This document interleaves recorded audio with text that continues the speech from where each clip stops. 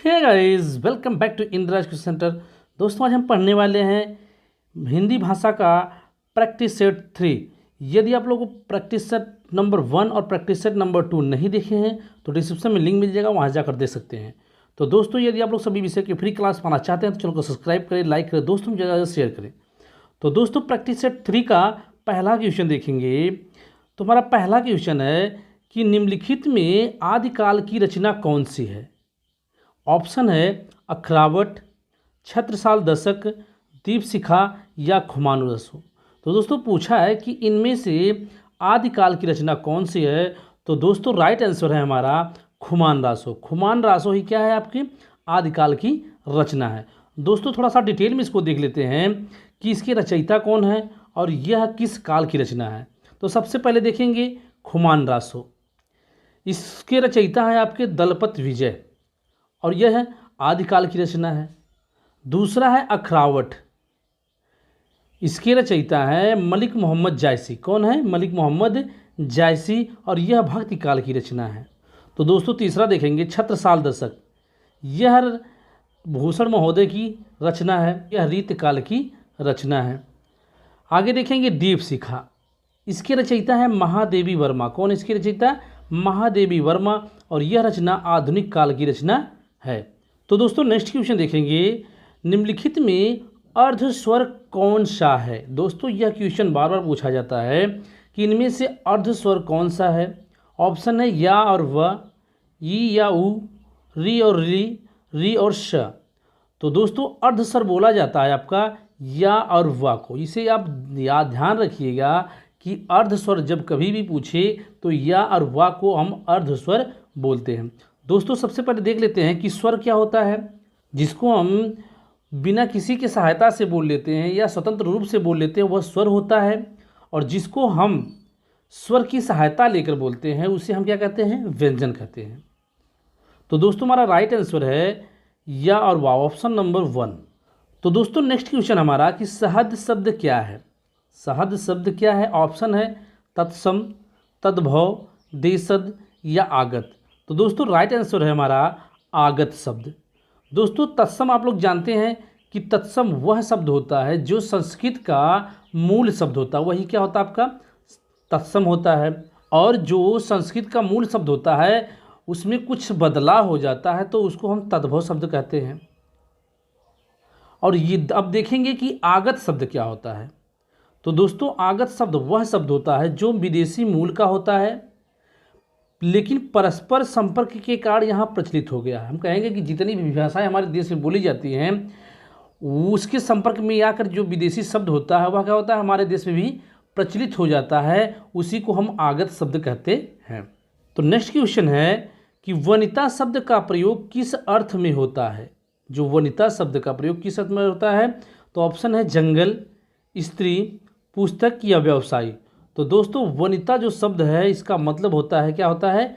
स्त्री। या कहेंगे कि वनिता शब्द का प्रयोग स्त्री के लिए होता है। तो दोस्तों, नेक्स्ट क्वेश्चन है कि निरामिष किसे कहते हैं।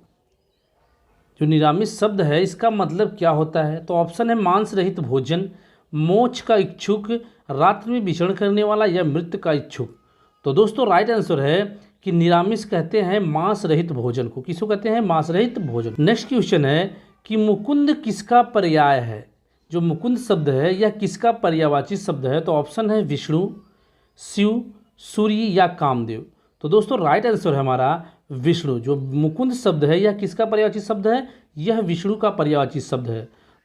दोस्तों, मुकुंद के अतिरिक्त हम विष्णु को केशव, गोविंद, उपेंद्र, दामोदर, पीताम्बर या नारायण भी कहते हैं। या कहेंगे कि ये जितने भी शब्द हैं ये क्या है? विष्णु के पर्यायवाची शब्द हैं। तो दोस्तों, हमारा नेक्स्ट क्वेश्चन है काहे री नलनी तू कुम्हिलानी तेरे ही नाल सरोवर पाने। पूछा कि इस पंक्ति के रचनाकार कौन है। इस पंक्ति के रचनाकार कौन है? ऑप्शन है हमारा जायसी, रैदास, कबीर या दादू। तो दोस्तों, राइट आंसर की बात की जाए तो राइट आंसर है कबीर। यह पंक्ति किसकी है? यह कबीर की पंक्ति है। तो दोस्तों, ऑप्शन नंबर 3 इज राइट। तो दोस्तों, नेक्स्ट क्वेश्चन है कि करपट का तद्भव रूप क्या है। करपट कैसा शब्द है आपका? करपट जो शब्द है यह तत्सम शब्द है। इसका पूछा है कि इसका तद्भव रूप क्या होगा, तो ऑप्शन है कपट, कारपेट, कपूर या कपड़ा। तो दोस्तों राइट आंसर है हमारा करपट का तद्भव रूप जो है वह कपड़ा है। क्या है आपका? कपड़ा शब्द है। तो दोस्तों नेक्स्ट क्वेश्चन है कि निम्नलिखित में वर्तनी की दृष्टि से कौन सा शब्द युग्म शुद्ध है? जो शब्द के जोड़े दिए गए इनमें से पूछा है कि कौन सी वर्तनी की दृष्टि से शुद्ध है। बारात बसंत, बारात बसंत, वरात वसंत, बारात वसंत। दोस्तों तो वर्तनी की दृष्टि से शुद्ध देखा जाए तो ऑप्शन नंबर 3 इज राइट है, क्योंकि वरात और वसंत को वसंत ना बोलकर हम वसंत बोलते हैं। तो दोस्तों राइट आंसर है वरात और वसंत। नेक्स्ट क्वेश्चन है कि चोर की दाढ़ी में तिनका मुहावरे का सही अर्थ क्या है? ऑप्शन है अपराधी का अपनी दाढ़ी खुजलाना, अपराधी का संकटग्रस्त रहना, अपराधी की पहचान हो जाना या अपराधी का अपनी पहचान छिपाना। तो दोस्तों यदि राइट आंसर की बात की जाए तो चोर की दाढ़ी में तिनके का जो मुहावरे का अर्थ होता है वह हो जाता है अपराधी का संकटग्रस्त होना, क्योंकि चोर जो रहेगा उसको आप एक नॉर्मल बात भी कहेंगे तो क्या हो जाएगा, वह क्या होगा, हमेशा शंका में रहेगा, वह घबरा जाएगा। इसलिए कहा जाता है कि चोर की दाढ़ी में तिनका। तो दोस्तों नेक्स्ट क्वेश्चन है चराचरम या जगत में कौन सा समास है? तो यहाँ पर समास पूछा है तो ऑप्शन है तत्पुरुष समास, द्वंद्व समास, बहुव्रीहि समास या कर्मधारय समास। तो दोस्तों राइट आंसर है हमारा कि चराचरम या जगत में समास जो है वह द्वंद्व समास है। तो दोस्तों देख लेते हैं कि यह द्वंद्व समास क्या होता है। द्वंद्व समास जिस समस्त पद में दोनों पद प्रधान हो तथा विग्रह करने पर और अथवा या योजक चिन्ह लगता है वहाँ द्वंद्व समास होता है। जैसे राजा रानी, सुख दुख, यह सभी क्या है आपके द्वंद्व समास है, क्योंकि इनमें योजक चिन्ह का प्रयोग हो रहा है।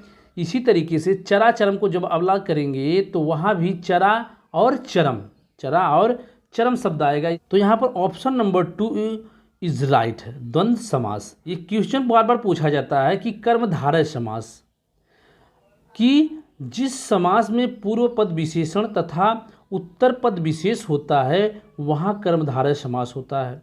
और कर्मधारय समास का जब विग्रह करेंगे तो दोनों पदों के बीच के समान है या जो शब्द आता है। तो दोस्तों क्वेश्चन पूछता है कि किस समास में पूर्व पद विशेषण और तथा उत्तर पद विशेष होता है, तो वह समास है कर्मधारय समास।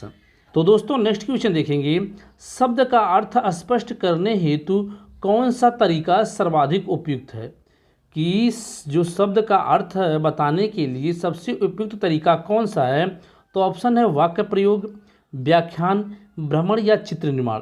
दोस्तों शब्द का अर्थ समझाने के लिए सबसे उपयुक्त तरीका है वाक्य प्रयोग। जब हम वाक्यों को प्रयोग करते हैं तो क्या होता है, हम उस अर्थ को भली भांति समझ सकते हैं। जैसे हमने कहा राम शब्द को यदि वाक्य प्रयोग करना है तो हम कहेंगे कि राम बाजार जाता है या राम खाना खा रहा है। तो दोस्तों जब वाक्य प्रयोग करते हैं तो क्या होता है, चीज़ें हमें अच्छे तरीके से समझ में आती हैं। तो दोस्तों यहाँ पर राइट आंसर है ऑप्शन नंबर 1 वाक्य प्रयोग। तो दोस्तों नेक्स्ट क्वेश्चन है कि बालक की प्रारंभिक शिक्षा उसकी मातृभाषा में दी जाए, यह किसका मानना? यह पूछ सकता है कि यह किसका कथन है। तो ऑप्शन है मॉन्टेसरी का, महात्मा गांधी का, फ्रोवेल का या किलपैट्रिक का। दोस्तों राइट आंसर है महात्मा गांधी का, कि बालक की प्रारंभिक शिक्षा उसकी मातृभाषा में दी जाए, यह किसने कहा था? तो महात्मा गांधी ने कहा था। क्योंकि जब मातृभाषा में शिक्षा दी जाती है तो बच्चा क्या होता है, अच्छे तरीके से और तेज़ी से समझता है। या हम कहेंगे कि जो भी पढ़ाया जाता है, स्कूल हो चाहे कॉलेज हो, वहाँ पर हम क्या करते हैं, मातृभाषा को जोड़कर यदि हम पढ़ाएं तो बच्चा अच्छे तरीके से और कम समय में सीख सकता है। तो दोस्तों नेक्स्ट क्वेश्चन है कि व्याकरण शिक्षण के लिए उपयुक्त नहीं है। जो व्याकरण शिक्षा है उसके लिए कौन सा ऑप्शन इसमें से उपयुक्त नहीं है? ऑप्शन है आगमन प्रणाली, निगमन प्रणाली, अव्याकृत प्रणाली या कक्षा अभिनय प्रणाली। तो दोस्तों यहाँ पर व्याकरण शिक्षण के लिए उपयुक्त यदि कहा जाए तो आगमन प्रणाली भी है, निगमन प्रणाली भी है, अव्यगित प्रणाली भी है, लेकिन जो कक्षा अभिनय प्रणाली है यह आपका व्याकरण के लिए नहीं सही है, क्योंकि कक्षा अभिनय जो होता है यह एक नाटक के माध्यम से किया जाता है, तो इससे व्याकरण का लेना देना कुछ नहीं है। इसलिए यहाँ पर राइट ऑप्शन है ऑप्शन नंबर 4, कक्षा अभिनय प्रणाली। क्वेश्चन है कि आनंद कादम्बनी पत्रिका का प्रकाशन कहाँ से होता है। जो आनंद कादम्बनी पत्रिका है इसका प्रकाशन कहाँ से किया गया था, तो बनारस से, मिर्ज़ापुर से, इलाहाबाद से या लखनऊ से। तो दोस्तों राइट आंसर है इसका प्रकाशन मिर्ज़ापुर से किया गया था।